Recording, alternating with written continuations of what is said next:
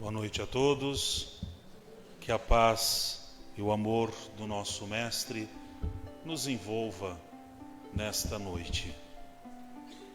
Vamos diminuindo o fluxo dos nossos pensamentos para que possamos sentir o amor que envolve este salão, este espaço, há muito preparado para que aqui chegássemos e que encontrássemos de fato o que precisamos, muito mais do que procuramos, mas o que de fato temos necessidade. Que possamos, no silêncio dos nossos pensamentos, sentir a presença amiga do nosso mentor, o nosso anjo guardião que nos acompanha, que nos orienta, que nos intui. Agradecido por tão bondoso amigo de jornada, podemos sentir a presença amiga de Joana, Irmã Teresa, Irmã Rosário, responsáveis por esta casa, que recebem a cada um com um abraço carinhoso, já nos transmitindo a energia necessária que precisamos. E com essas irmãs, podemos ter uma melhor oportunidade de sentir a presença amorosa de Maria, Mãe de Jesus, que a todos envolve com o seu manto carinhoso, com o seu afeto, acalmando o nosso coração. Com esta Mãe querida, podemos nos aproximar de Jesus, nosso amigo, nosso irmão, nosso mestre e bom pastor, a quem agradecemos por tantos ensinamentos, por tantos exemplos. Ele que nos trouxe a grande possibilidade de chegarmos mais próximo de Deus, nosso Pai, a quem gratos somos por esta oportunidade de estarmos aqui neste planeta escola, numa jornada evolutiva. A nossa prece a Ele de agradecimento por tantas oportunidades e por tantas possibilidades. A Ele elevamos o nosso pensamento com as palavras ensinadas pelo próprio Jesus. Pai nosso que estais nos céus, santificado seja o vosso nome. Venha a nós o vosso reino. Seja feita a vossa vontade, assim na terra como no céu. O pão nosso de cada dia nos dai hoje. Perdoai-nos as nossas ofensas, assim como nós perdoamos a quem nos tenha ofendido. E não nos deixeis cair em tentação, mas livrai-nos do mal. Amém. Que essa paz que nos envolva o nosso irmão Mário, que traz para nós a mensagem desta noite.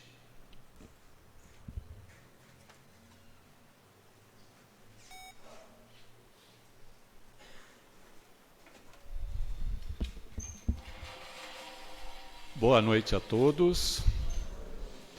Que a paz e o amor de Jesus possa nos envolver nessa noite. Muito feliz de estar aqui, como já foi falado, a última palestra do ano. E a gente vê bastante gente na casa, então é uma felicidade maravilhosa, Esse ambiente, como já foi explicado também, preparado pela espiritualidade amiga para que a gente possa estar aqui reunido. E para que a gente possa estar aqui reunido justamente para buscar a nossa melhora interior, para buscar o nosso crescimento espiritual, que é o objetivo maior de estarmos aqui encarnados. Estamos aqui encarnados justamente com esse objetivo, de ser uma pessoa um pouquinho melhor a cada dia. E como atingir esse objetivo? Como que a gente pode conseguir isso? Através do Evangelho de Jesus. Por isso que nós nos reunimos aqui para estudar o Evangelho. Através do Evangelho e principalmente através da vivência do Evangelho, porque a gente procura a casa, a gente ouve a palestra, muitos de vocês frequentam as escolas e a gente aprende. Mas basta aprender? Não, o importante é vivenciar. O importante é colocar em prática. E é assim que a gente consegue o nosso crescimento. Ele falou para a gente o seguinte: eu sou o caminho, a verdade e a vida, e ninguém vai ao Pai sem mim. Então Jesus é um caminho para que a gente se ligue a Deus. Isso é uma coisa maravilhosa, gente. Através da prática, da vivência do Evangelho, a gente consegue essa ligação. Eu vou ler um trechinho de um livro de Joana de Ângeles, Amor Imbatível Amor, que ela fala um pouquinho para a gente a respeito disso. Ela fala o seguinte, que Jesus, ante a transitoriedade dos valores terrestres e fugacidade do corpo, propôs a busca do reino de Deus e a sua justiça, elucidando que após essa primazia, tudo mais o será acrescentado. Isto é, estabelecendo o mais importante. O que é o mais importante? O sentido, o objetivo essencial. As demais aspirações se tornam secundárias e chegarão normalmente. Aonde está esse reino de Deus? Esse reino de Deus encontra-se na consciência tranquila, que resulta do dever retamente cumprido, dos compromissos bem conduzidos, dos objetivos delineados com acerto. Graças a essa diretriz, a aquisição dos recursos faz-se com naturalidade, como um acréscimo que é a consciência básica.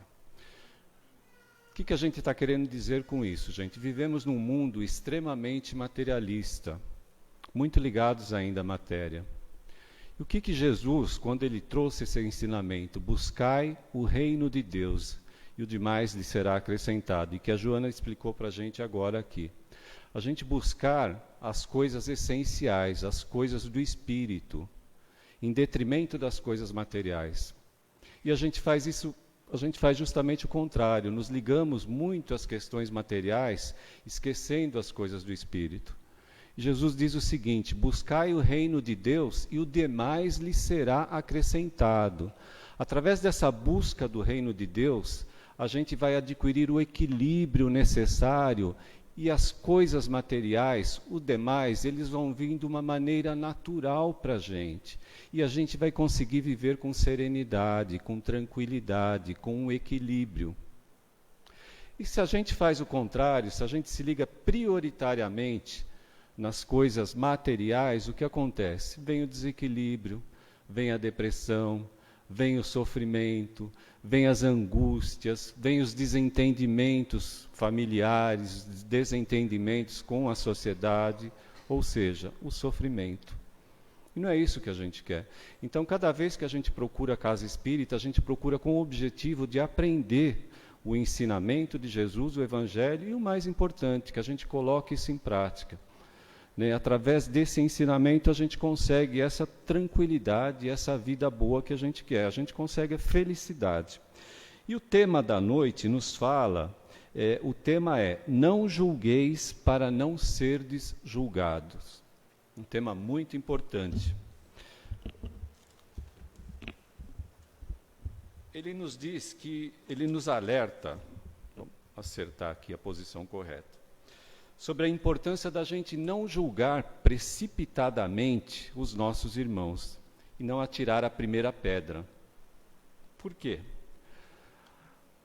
Porque, de um modo geral, a gente é muito benevolente com os nossos erros, e muito severos com os erros alheios. A gente está sempre pronto para julgar e para condenar, esquecendo de que nós também erramos. Nós vivemos ainda num planeta de expiação e provas, um planeta ainda de categoria inferior. E nós estamos iniciando a nossa trajetória evolutiva. Vamos recordar um pouquinho desse ensinamento, Todos criados simples e ignorantes, e todos chegaremos à perfeição. Por que isso? Porque Deus é soberanamente justo e bom. A bondade de Deus é infinita e sua justiça é perfeita. Então não tem privilégio. Todos criados iguais, simples e ignorantes, e todos chegaremos à perfeição. E tem uma longa estrada aí que nós vamos percorrer para atingirmos essa perfeição. E se nós estamos ainda num mundo de expiação e provas, a gente diz que nós estamos iniciando a nossa trajetória evolutiva. Podemos fazer uma comparação com a criança na escola. Se ela está no ensino básico, ela está iniciando os estudos, e nós também. Se estamos num mundo de provas ainda, expiações, é porque estamos iniciando a nossa trajetória evolutiva. E o que acontece então? A gente erra. Se não errássemos, se já fôssemos perfeitos, não estaríamos aqui. A gente erra. Então, por isso, esse ensinamento de Jesus, para que a gente não julgue. Porque, da mesma maneira que a gente julgar, a gente vai ser julgado. E a gente vai falar uma historinha bem simples, uma historinha bem básica, mas para ilustrar um pouquinho isso que a gente está falando, né? Então, a gente diz o seguinte, que todos os dias tinha uma senhora que se chamava Dona Maria, né? E ela olhava pela vidraça da cozinha dela, em direção à casa da vizinha, e principalmente em relação ao varal da vizinha, né?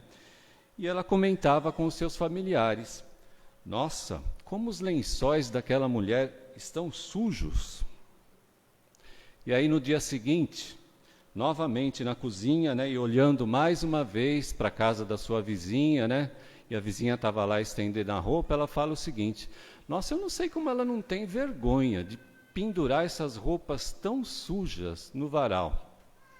E assim o tempo foi passando, né? E todos os dias a Dona Maria, né, todos os dias que ela via a vizinha estendendo a roupa, ela criticava a vizinha e condenava a vizinha, achando que a vizinha estava colocando roupa suja no varal.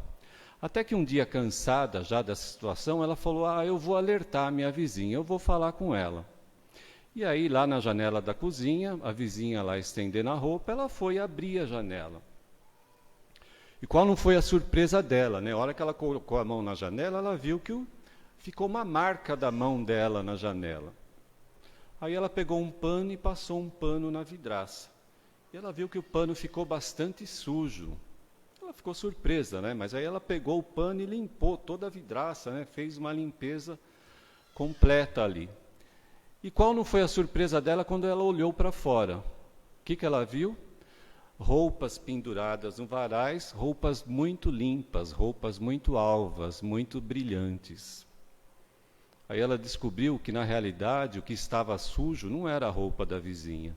O que estava sujo era a vidraça dela. É uma historinha bem boba, né? Bem simples, mas mostra o nosso comportamento. Nós também muitas vezes temos essa atitude, né? Olhamos um ato do nosso semelhante e já julgamos e já condenamos. Precisamos tomar muito cuidado com isso, gente.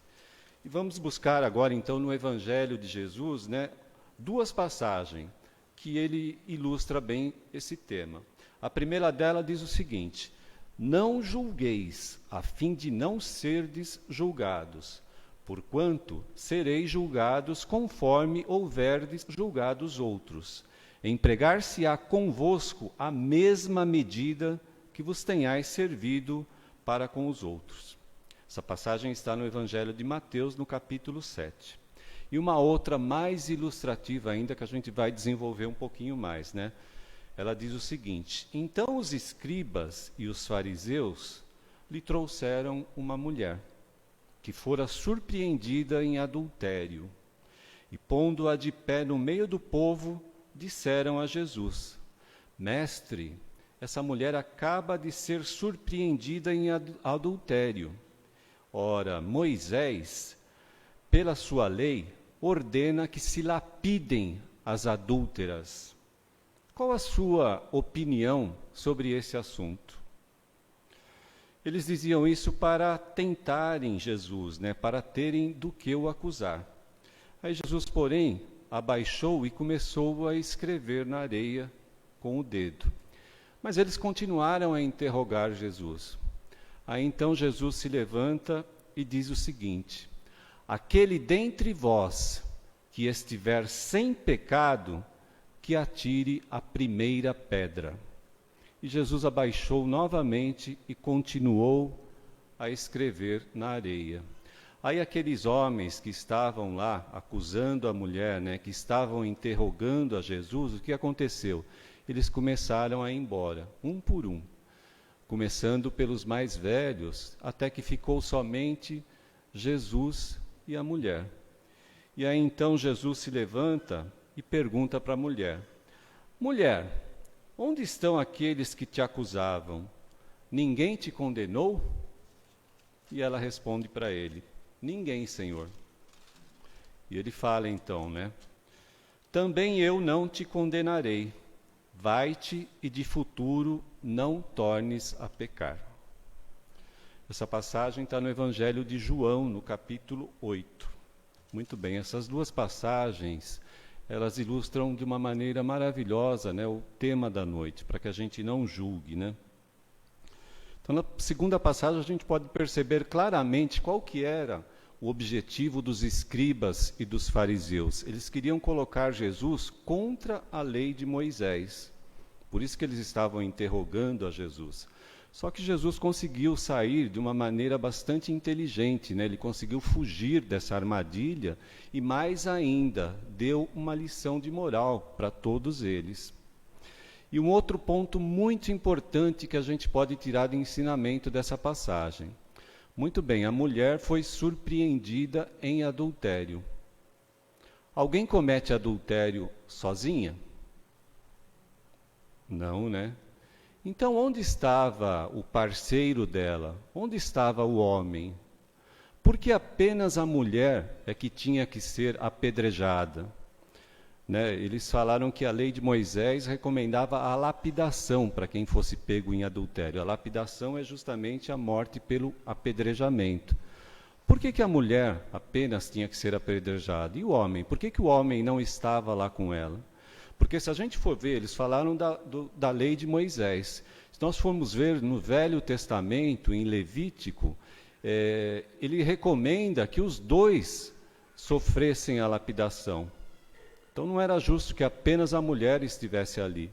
Acontece o seguinte, a sociedade daquele tempo, bastante patriarcal, bastante machista, com o tempo ela foi condenando apenas a mulher e livrando o homem. Então uma atitude só por esse ponto já bastante errada, E quando Jesus afirma: aquele que estiver sem pecado, que atire a primeira pedra, o que ele estava pretendendo? Ele estava pretendendo que cada um ali consultasse a sua consciência, que cada um verificasse se tivesse autoridade moral para estar condenando aquela mulher.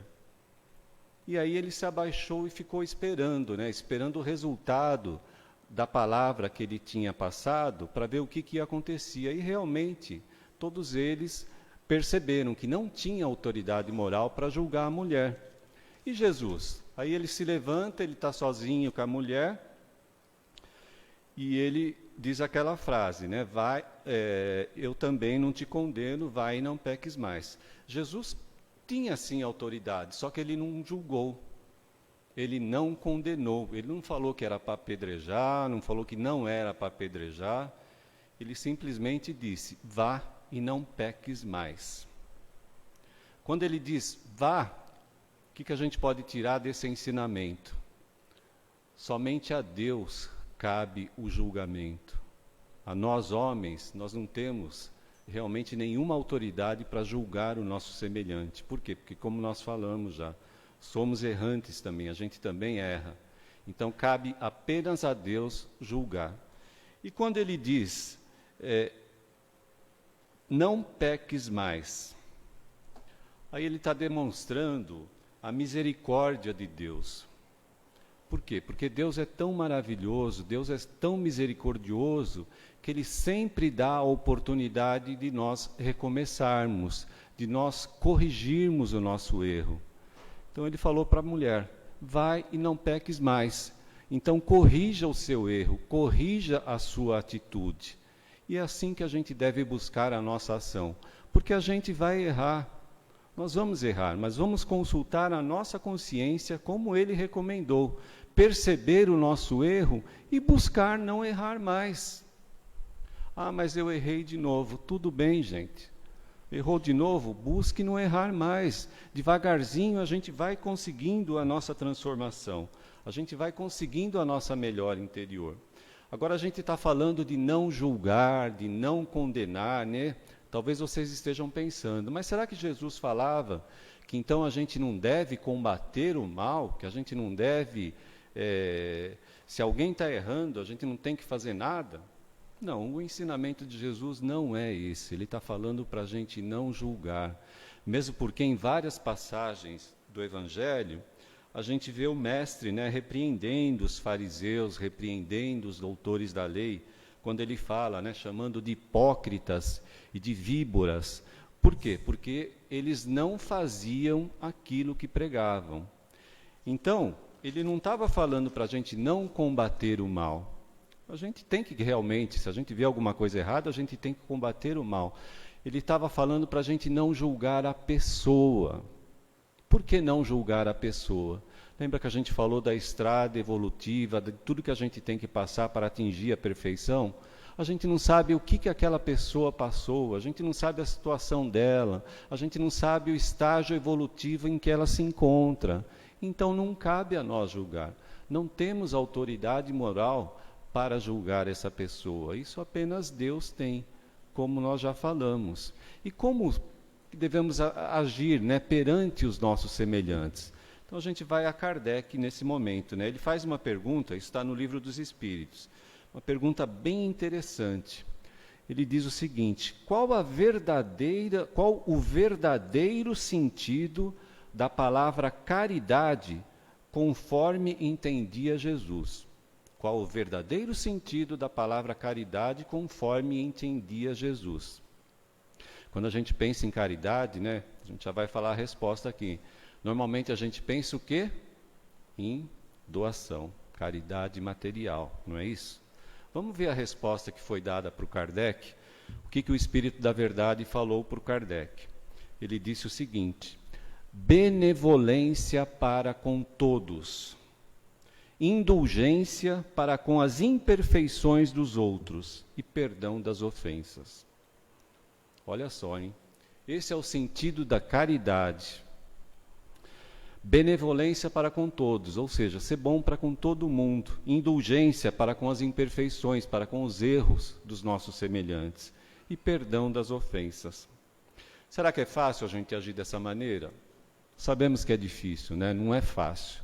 Por quê? Como a gente falou, estamos iniciando a nossa trajetória evolutiva, ainda erramos, ainda temos muito do orgulho, muito do egoísmo. Isso nos impede de conseguir ter essa atitude, agir dessa maneira como Jesus gostaria que a gente agisse, né? Interpretar a caridade dessa maneira. Então a gente tem uma dificuldade grande, né? Tem mais um ensinamento de Jesus, né? Ele fala que a gente vê o argueiro no olho do outro, mas não vê a trave no nosso. A gente vê o defeito do nosso irmão muito facilmente e não vê o nosso defeito, né? Tem até aquela frase clássica que vocês devem conhecer, né? Quando a gente aponta, né? Tem um dedo apontando, mas tem 3 apontando para a gente, né? Então é muito fácil a gente ver o erro do outro e não ver o nosso erro. E o que a gente tem que buscar então, gente? Temos que buscar o nosso conhecimento interior, né? Aí a gente vai até Sócrates, lá muito antes de Jesus. O que Sócrates recomendava para a gente? Conhece-te a ti mesmo. E depois vem Santo Agostinho, né? A pergunta que foi feita também está no Livro dos Espíritos, né? Qual a melhor maneira, né, para que a gente consiga atingir a nossa evolução? Não é exatamente assim que está lá, mas é assim que eu estou lembrando. O que ele respondeu? Um sábio da antiguidade já vos disse, conhece-te a ti mesmo. E depois tem uma mensagem também, né, que ele fala, né? Faze como eu fazia, né? Quando ele se recolhia à noite, procure passar em revista o seu dia, né? E procura ver, né, se você não maltratou ninguém, se você não agrediu ninguém, se você não deixou de fazer o bem para ninguém, se ninguém tem motivo de queixa para com você, né? Ele nos convida para que a gente faça essa reflexão, para que a gente faça esse balanço diário. Por quê? Agindo dessa maneira, a gente vai ver o que está errado na gente e devagarzinho a gente vai se transformando. A gente vai se transformando em pessoas melhores. A gente vai conseguindo fazer a nossa reforma interior, a nossa reforma íntima. A gente ouve muito falar isso aqui na Casa Espírita, né? E o que é essa reforma íntima? É a gente se transformar, a gente tirar as coisas que são ruins, que estão no nosso coração, que estão no nosso comportamento, e transformar isso em coisas melhores. Tem um livro que eu gosto muito, né, um livro verdinho, que se chama Manual Prático do Espírita, do Ney Prieto Pérez. O Ney Prieto Pérez era um engenheiro, né, então ele traz uma coisa bem prática mesmo, por isso que esse livro se chama Manual Prático do Espírita. E ele fala, né, se você quer se corrigir dessa maneira, faça isso, é uma receita de bolo de um engenheiro. Mas eu gosto muito porque eu sou engenheiro também, né, então tudo bem. Mas o que eu queria falar para vocês é o seguinte, tem uma figura lá, que ele descreve bem como que é a reforma íntima, como que ele imagina isso. Tem um degrau, uma escada, com 3 degraus, e uma pessoa começando a subir essa escada. No primeiro degrau, o que está escrito? Vícios. No segundo degrau, defeitos. E no terceiro degrau, virtudes. Então, o que é a reforma íntima, a nossa reforma interior proposta pela doutrina espírita para que a gente alcance, né, os nossos objetivos da nossa encarnação, que é a nossa melhora interior, que é a nossa evolução. É realmente a gente eliminar os nossos vícios, a gente minimizar os nossos defeitos e a gente buscar desenvolver as nossas virtudes. Isso é a gente fazer a nossa reforma interior. Em relação ao tema da noite, não julgar, a gente precisa se colocar no lugar do nosso irmão, né? Isso se chama a indulgência. Por quê? Porque, como nós falamos, a gente erra também. E se a gente tivesse uma situação semelhante, né, condenando um irmão nosso, mas se a gente tivesse passando o que ele está passando, né, uma situação de miséria, uma situação de abandono, uma situação de injustiça, qual seria a nossa atitude? Será que a gente teria uma atitude diferente daquela que ele está tendo? Não dá para a gente afirmar isso, gente. Só passando realmente pela experiência. Tá? Não temos autoridade moral, conforme nós falamos, para julgar. Então, não temos que julgar, temos que realmente combater o mal, mas não julgar. Praticar a indulgência, se colocar no lugar do nosso irmão, né? E por isso até, né, que quando Pedro pergunta a Jesus, mestre, mas quantas vezes eu devo perdoar aquele irmão que me ofende, né, que peca contra mim? 7 vezes? Qual foi a resposta de Jesus para Pedro? Não te digo 7 vezes, porém 70 vezes 7, ou seja, sempre. E o perdão tem muito a ver, né, com a indulgência, né, com o fato de não julgar. Por isso que Jesus recomenda perdoar sempre, né? E por isso também a gente acabou de fazer aqui na prece inicial, o nosso irmão nos convidou para a gente fazer a oração do Pai Nosso. E tem uma frasezinha lá que normalmente a gente faz de maneira mecânica, e que a gente precisava prestar um pouquinho mais de atenção nela, né? A gente diz o seguinte: perdoai as nossas ofensas, assim como nós perdoamos a quem nos tenha ofendido. Olha só o que a gente está falando. Nós estamos nos dirigindo a Deus. E a gente está falando o seguinte para Deus: Deus, você me perdoa no mesmo peso que eu vou perdoar o meu irmão. Aí a gente conseguiu entender exatamente por que Jesus falava para a gente não julgar, né? Então, se a gente está julgando, se a gente não está perdoando, como é que a gente vai querer que Deus perdoe a gente? Então é muito importante isso, né? E como que a gente busca perdoar os nossos irmãos? A gente falou que a gente erra, né, gente? É muito importante também isso. A gente precisa primeiro se auto-perdoar. Eu falei que a gente erra, e realmente a gente erra, porque estamos iniciando a nossa trajetória evolutiva.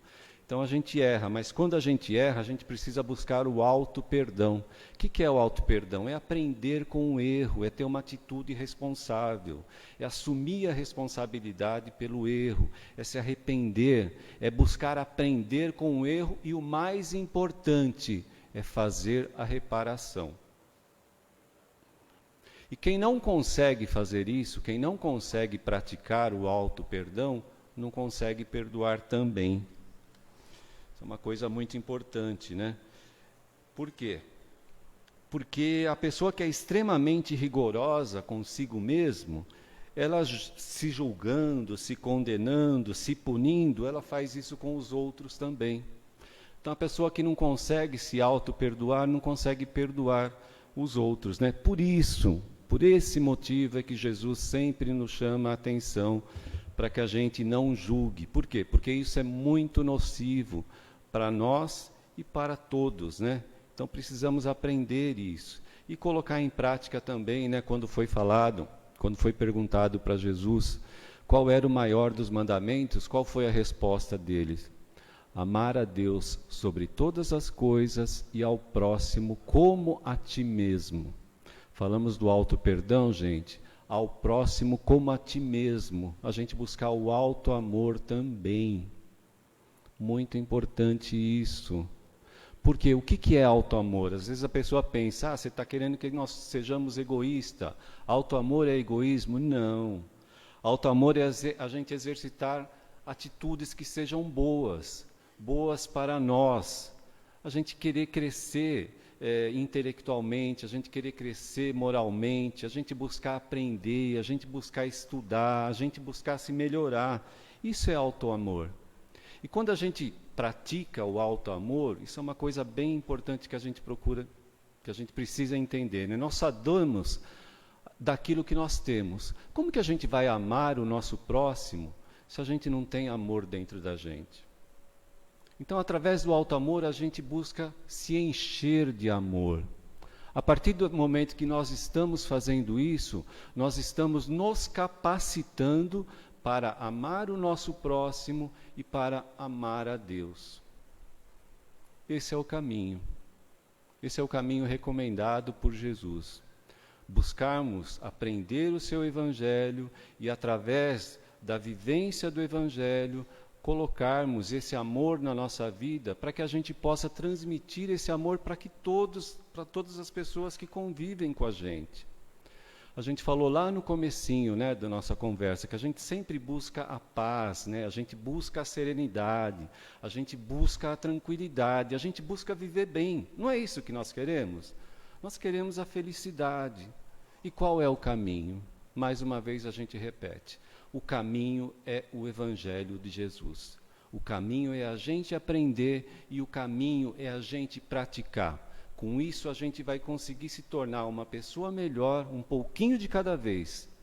E com essa atitude a gente vai conseguir realmente conviver melhor e sermos realmente aquilo que Jesus, aquilo que Deus espera que a gente seja. Era isso que eu tinha que passar para vocês essa noite. Muito obrigado.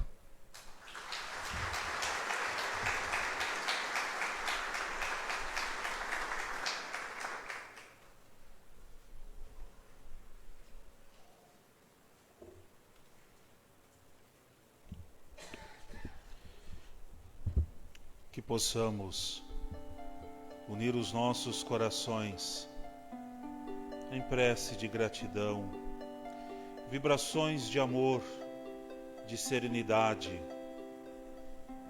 por tantos lugares que precisam,